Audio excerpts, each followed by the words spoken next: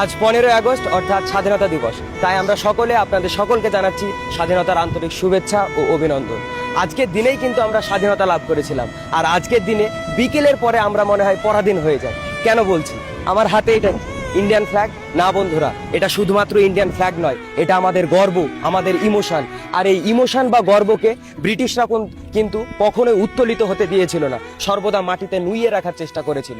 ঠিক তেমনই আজকের দিনে আমরা এই পতাকাকে উদযাপন করার পর আমরা দিন শেষে বিকেলের পর এই পতাকা যত্রতত্র ফেলে দিচ্ছি। আমি অনেকবার দেখেছি এই পতাকা রাস্তার কোনো এক প্রান্তে, নর্দমায় বা কোনো ডাস্টবিনে পড়ে আছে।